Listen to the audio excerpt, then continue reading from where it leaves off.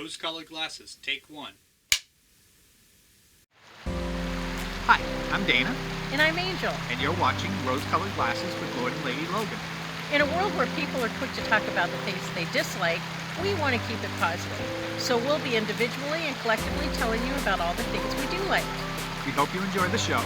And if you do, please hit the subscribe button, tell your friends, and come back again.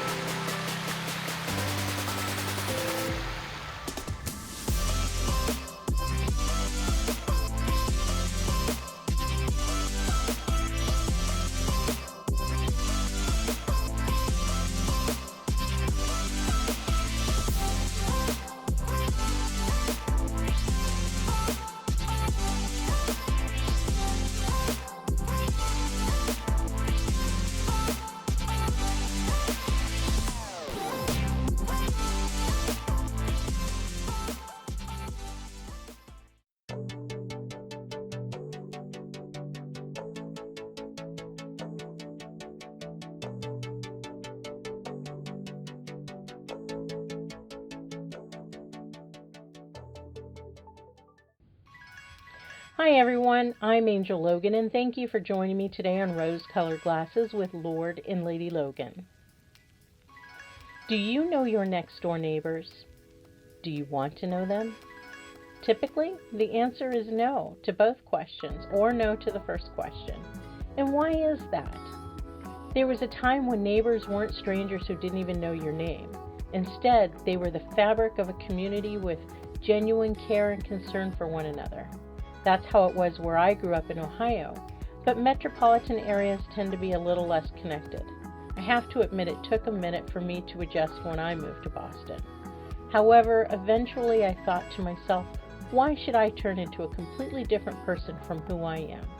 I'm outgoing, friendly, and I like to know my neighbors. These are the people who live around me and who are part of my community.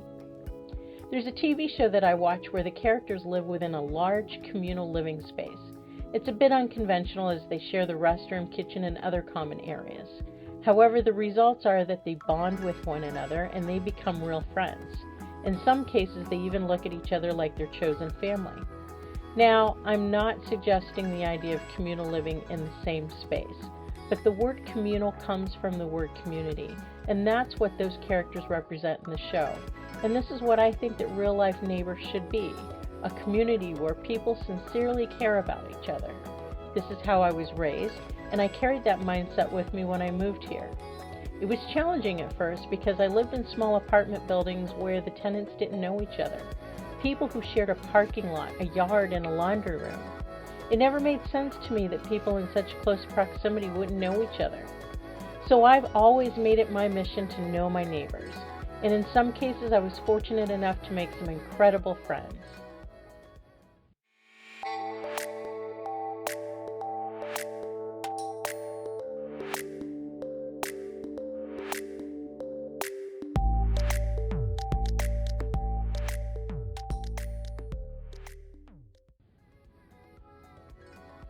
They say that borrowing a cup of sugar is a great way to get to know your neighbor.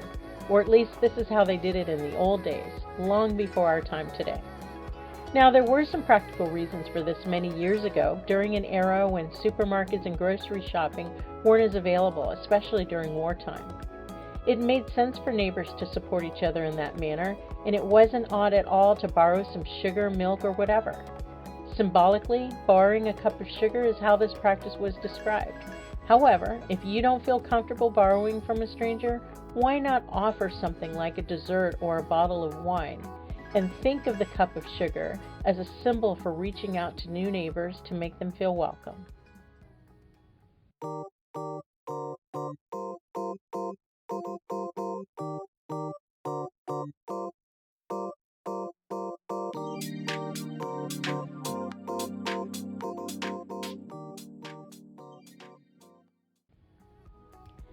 One of the things that Dana and I have done with neighbors is have gatherings together, planned indoor get-togethers, or an impromptu barbecue outside in the backyard, depending on the time of year and weather. It's great when everyone brings a little something to eat and drink because we're all participating to make it a successful event as we break bread with one another and cultivate new friendships. If any of the families are of different cultural backgrounds, that's great because we all have an opportunity to try different foods and drinks, share stories about our lives, and connect on more of a personal level, versus just waving hello to the person on the other side of the fence. I have to say that Dana and I have made a few really nice friends along the way, some of whom we still hear from today.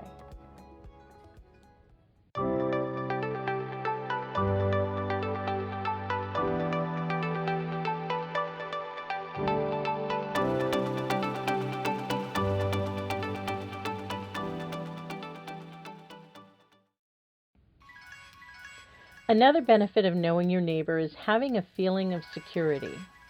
It feels a little strange when you don't know who that person is living next door or upstairs over you. You don't know if they can be trusted, and that uncertainty can be a little unnerving. However, more often than not, your neighbors are feeling the same way that you are, and someone just needs to take that first step. When you show them that you want to be neighborly, you'll quickly find out that they do too. In previous apartments, I've watched our neighbors' cats or taken in their mail and package deliveries when they were away on vacation, and they've done the same for us. If Dana and I have ever seen anyone who didn't belong, we've alerted them, and they've done that for us as well.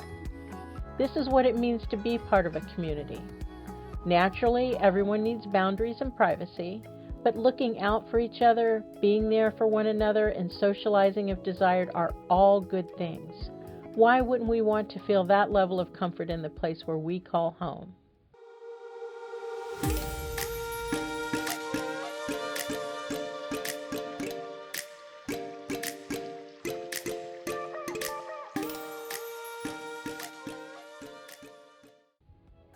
The pandemic has definitely made personal connections with neighbors a little more challenging.